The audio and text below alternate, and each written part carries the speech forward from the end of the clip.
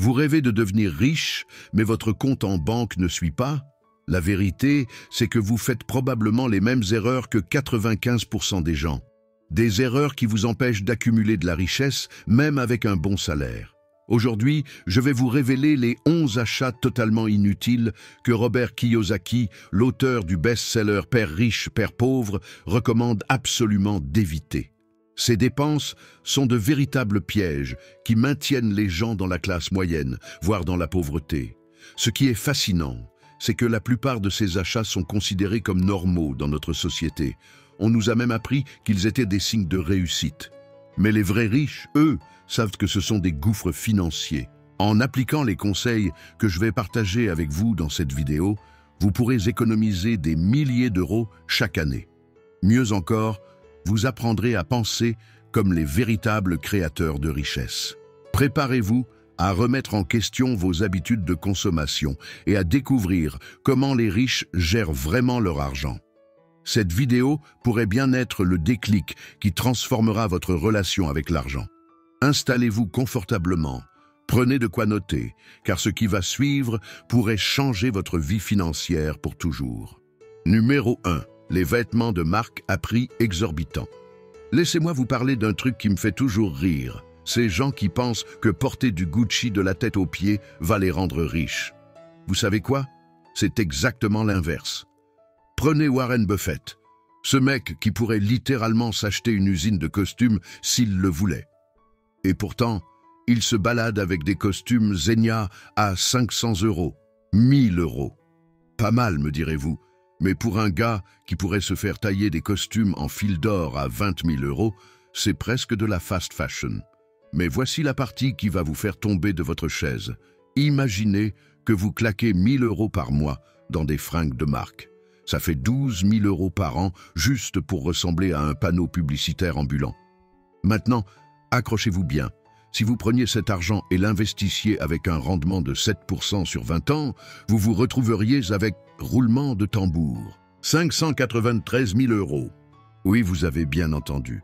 Le prix de votre garde-robe Instagram friendly pourrait vous rapporter un demi-million d'euros. De quoi s'acheter une vraie garde-robe de millionnaire plus tard, si vous y tenez vraiment. Le vrai luxe, ce n'est pas de faire croire aux autres que vous êtes riche.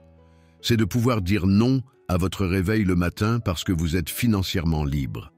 Alors, la prochaine fois que vous voyez une pub pour des baskets à 800 €, demandez-vous si vous préférez avoir l'air riche maintenant ou être vraiment riche plus tard.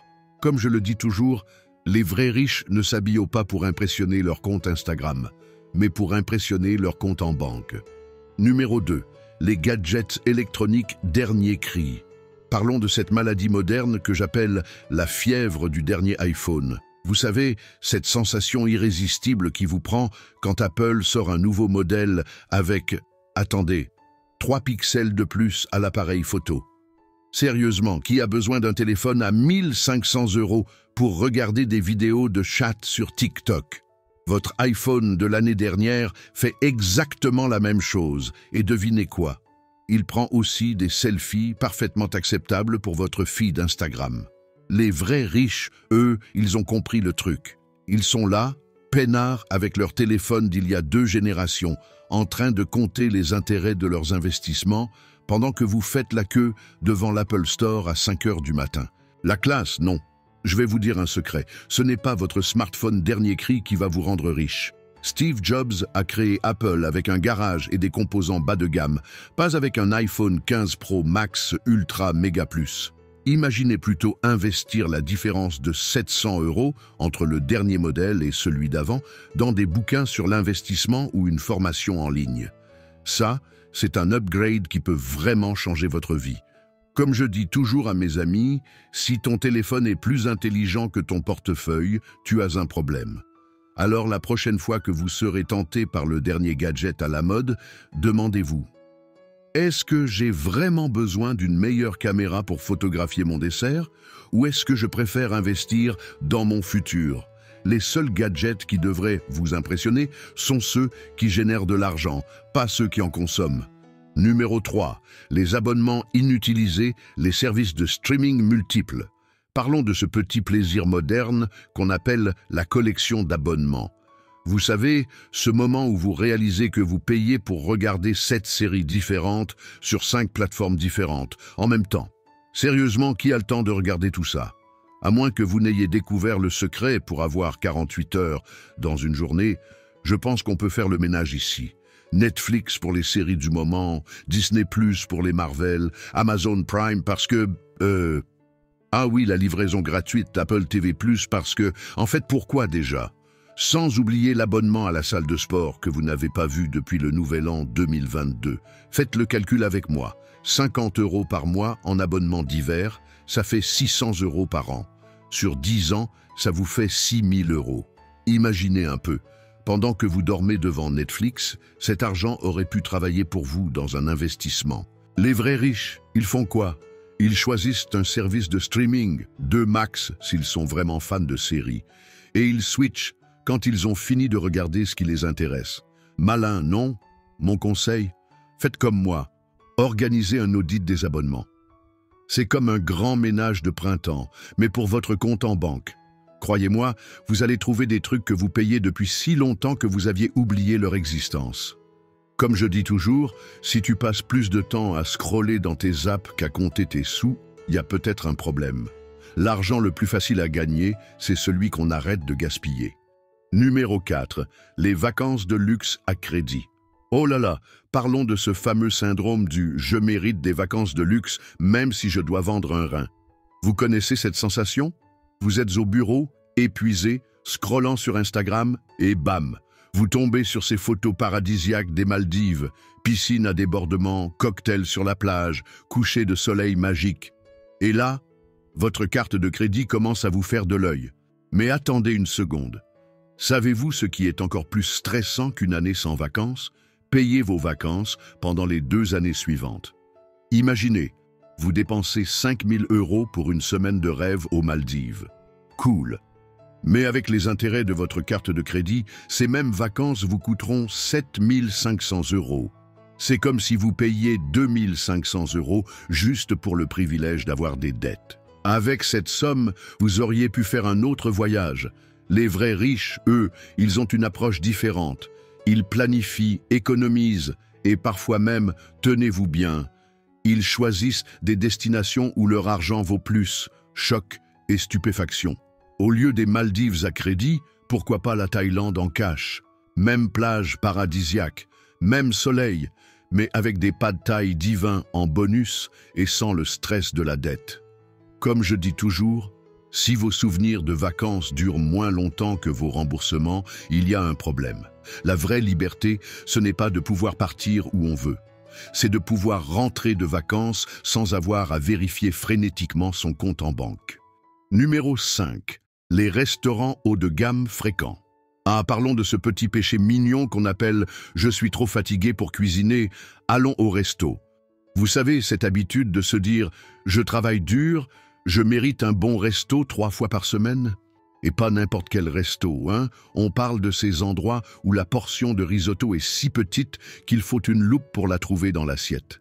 Faisons les comptes ensemble. 50 € par repas, 3 fois par semaine, sort la calculatrice. Ça nous fait 7 800 € par an. Attendez, quoi? Yedi bin sekiz Yusavro? C'est le prix d'une petite voiture, ça. Ou un très beau voyage autour du monde. Ou mieux encore, un joli investissement qui pourrait vous rapporter encore plus. Les vrais riches, ils ont un secret bien gardé. Ils ont une cuisine chez eux et, accrochez-vous bien, ils s'en servent. Incroyable, non? Je ne dis pas qu'il faut devenir ermite et ne plus jamais sortir.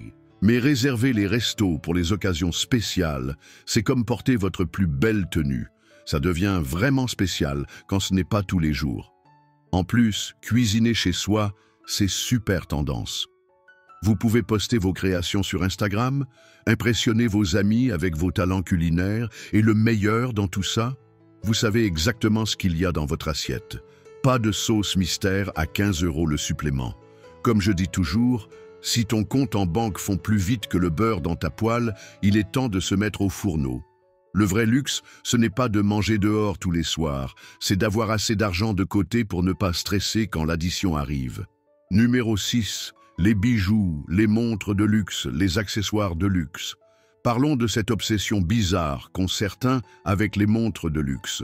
Vous savez, ces petits bijoux mécaniques qui coûtent plus cher qu'une voiture, mais qui font exactement la même chose que votre téléphone. Donnez-leur. Mais attends, c'est un investissement. Ah bon? Parce que la dernière fois que j'ai vérifié, ma Rolex ne m'a pas versé de loyer à la fin du mois. Et croyez-moi, elle ne m'a pas non plus rendu plus ponctuel au rendez-vous. Faisons un petit calcul qui va vous faire grincer des dents. Prenez 10 000 €. Option A. Vous achetez une belle montre brillante qui va perdre de la valeur plus vite qu'un yaourt périmé. Option B. Vous investissez dans l'immobilier et vous empochez 800 € par an de revenus locatifs. Les vrais riches, ils ont compris un truc. Ce n'est pas ce qu'il y a à votre poignet qui compte, c'est ce qu'il y a dans votre portefeuille d'investissement. Je connais des millionnaires qui portent des Casio à 30 € et des gens criblés de dettes qui se pavanent avec des Rolex. Cherchez l'erreur. Comme je dis toujours, si ta montre vaut plus cher que ton compte en banque, t'as pas compris le concept du temps, c'est de l'argent. Et les autres accessoires de luxe? Ne me lancez même pas sur les sacs à main à 2 000 € qui finissent au fond d'un placard, ou les boutons de manchette en or qui passent 364 jours par an dans un tiroir. Le vrai luxe, c'est de pouvoir regarder l'heure sur n'importe quelle montre et de voir que c'est l'heure de recevoir vos revenus passifs. Alors, on achète une Rolex ou un studio qui rapporte. À vous de voir si vous préférez avoir l'air riche ou l'être vraiment. Numéro 7. Les cartes de crédit multiples. Ah, parlons de ce phénomène fascinant. La collection de cartes de crédit. Vous savez, ces gens qui ont tellement de cartes dans leur portefeuille qu'ils pourraient ouvrir un casino. Mais j'ai besoin de toutes ces cartes pour les points fidélité. Ah oui, ces fameux points qui vous permettront peut-être un jour d'avoir un grille-pain gratuit. Pendant que vous payez des intérêts qui pourraient acheter une boulangerie entière. Faisons un petit calcul qui fait peur. Vous avez 5 000 € de dette sur votre carte à 20% d'intérêt. Ça vous coûte 1 000 € par an juste en intérêt. C'est comme si vous jetiez un billet de 100 € par la fenêtre chaque mois. Les vrais riches, ils ont une approche ninja des cartes de crédit. Une, peut-être 2 cartes max, choisies stratégiquement comme un maître Jedi. Ils les utilisent comme des cartes de débit. Si l'argent n'est pas déjà sur le compte, pas d'achat. C'est comme avoir 10 petites amies en même temps. Ça a l'air cool au début, mais ça finit toujours en catastrophe. Et ça coûte très cher. Comme je dis toujours, si ton portefeuille a plus de cartes de crédit que tu n'as d'argent sur ton compte, Houston, on a un problème. Le vrai secret, c'est d'avoir une relation monogame avec votre carte principale et de la traiter comme votre meilleure amie, avec respect et sans abus. Alors, la prochaine fois qu'on vous propose une nouvelle carte avec des avantages incroyables, demandez-vous si ces avantages valent vraiment le risque de vous retrouver dans une relation toxique avec les intérêts composés. L'argent le plus cher du monde, c'est celui que vous n'avez pas encore gagné. Numéro 8. Les achats impulsifs en ligne. Oh là là, parlons de ce sport extrême qu'est le shopping en ligne à 3 heures du matin. Vous savez, ce moment magique où vous êtes convaincu qu'il vous faut absolument un épluche ananas électrique en forme de licorne? Amazon Prime, c'est comme avoir un casino dans votre poche. Livraison gratuite en 24 heures, qu'ils disent. Mais personne ne parle du coup pour votre compte en banque quand vous commandez tout ce qui brille. Les riches ont une technique secrète, la fameuse règle des 48 heures. C'est comme mettre votre envie d'achat en quarantaine. Et devinez quoi? 70% des trucs qu'on voulait absolument acheter nous semblent complètement ridicules 2 jours plus tard. Mais c'était en promo. Ah, la bonne vieille excuse de la promo. Savez-vous ce qui est encore moins cher qu'un produit en promo? Ne pas l'acheter du tout. Je vous donne un truc. La prochaine fois que vous avez une envie d'achat irrésistible à minuit, mettez l'article dans votre panier et allez dormir. Si au réveil, vous ne vous souvenez même plus ce que c'était, c'est que vous n'en aviez pas vraiment besoin. Comme je dis toujours, si Amazon était un coach sportif, on aurait tous des biceps en béton à force de cliquer sur « Acheter maintenant ».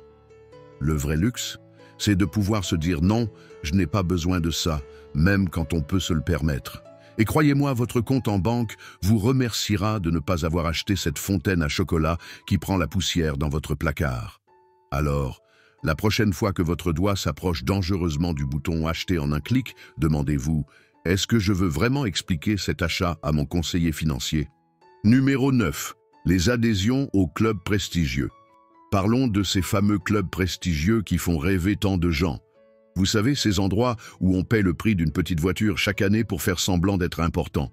Écoutez, je vais être franc avec vous. Ce n'est pas votre adhésion à 5 000 € au Palm Beach Golf Club qui va miraculeusement transformer votre swing catastrophique en celui de Tiger Woods. J'en vois tellement qui s'endettent pour ces clubs huppés, pensant que ça va leur ouvrir les portes du succès. La seule chose qui s'ouvre, c'est leur portefeuille, et dans le mauvais sens. Les vrais riches, les malins, ils ont compris le truc. Le vrai networking, celui qui rapporte. Il se fait souvent autour d'un café à 2 € ou lors d'un meet-up gratuit entre entrepreneurs. C'est là que les deals se concluent, pas entre deux trous sur un green à prix d'or. Vous savez ce qui est drôle ? C'est de voir ces types en polo de marque sur le parcours de golf, qui pensent impressionner tout le monde avec leur carte de membre, pendant que les vrais businessmen sont en train de conclure des contrats juteux dans un petit resto du coin. Le meilleur réseau, c'est celui que vous construisez naturellement, avec des gens qui partagent vos valeurs et vos objectifs. Pas besoin de vendre un rein pour ça. Alors, la prochaine fois que vous serez tenté par une de ces adhésions de luxe, demandez-vous, est-ce que je paie pour du vrai business ou juste pour frimer? Si c'est pour frimer, gardez votre argent et investissez-le dans quelque chose qui va vraiment vous rapporter. Votre compte en banque vous remerciera. Numéro 10. Les produits de marque pour enfants. Ah, parlons de cette obsession des vêtements de marque pour les enfants. Vous savez, ces mini-fashionistas qui portent des sneakers à 200 € alors qu'ils vont les détruire en jouant dans la boue après 5 minutes.